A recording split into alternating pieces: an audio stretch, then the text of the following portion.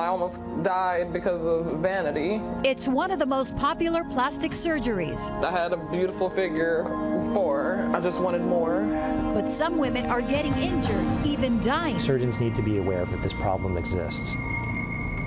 The NBC6 investigators getting results sparking concerns worldwide. NBC6 investigator Dan Kraut has done extensive reporting on the deaths and injuries of women, and his reports have caused surgeons to issue a new warning and to take action. He joins us tonight with more. Our investigations here on NBC6 have led to a nationwide task force. They discovered more women are dying or getting injured from the Brazilian butt lift than any other cosmetic procedure. They believe it all comes down to how it's being performed. Miami's known for its nightlife, its streets covered in neon lights, and its beaches full of beautiful people. It's a beach body place. Like when you think of California, Miami, it's the land of the beautiful. And it's become a hot spot for plastic surgery. It's what brought Donna McCrae here from her home in Michigan. Hindsight, I wish I had never done it. I honestly didn't need it. I had a beautiful figure. She had no idea she'd be flying back in a hospital plane. It's my duty to speak out so that somebody else won't have to go through what I went through. She's a nurse and knew the risks, but never imagined a few hours in a Miami surgery center would land her in a hospital bed for 2 months. I still, deal with effects of the surgery emotionally and physically. She went in for a popular procedure called a Brazilian butt lift, where fat is taken from your stomach or back and injected into your backside.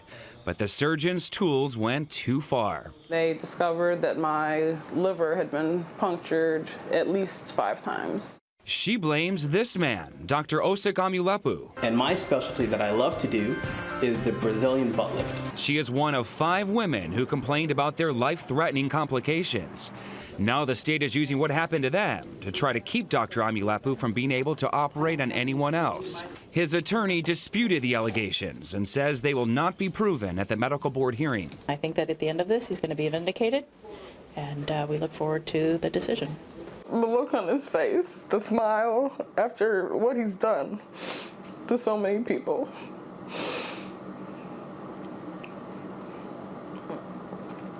It's sickening. He's sick. She lived to tell about her surgery.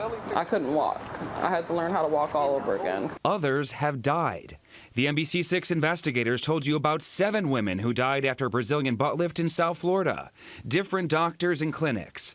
From young mother Heather Meadows to Dr. Christina Thompson. She was one of those doctors that if you couldn't pay all your bills, she didn't mind.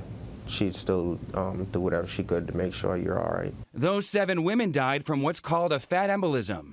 That's when fat is injected often too deeply into the body, hitting blood vessels.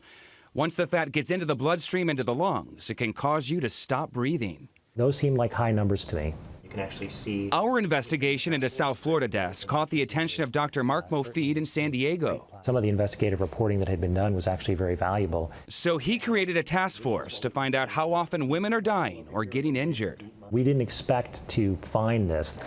Dr. Mofid surveyed surgeons worldwide who reported a total of 32 deaths, another 103 with complications, and those are just the patients we know about from doctors who admitted it. The survey was voluntary. Physicians weren't required to respond. Dr. Mofid combined those survey results with other data and found more women have died after a Brazilian butt lift than any other cosmetic surgery. The risk up to 20 times greater.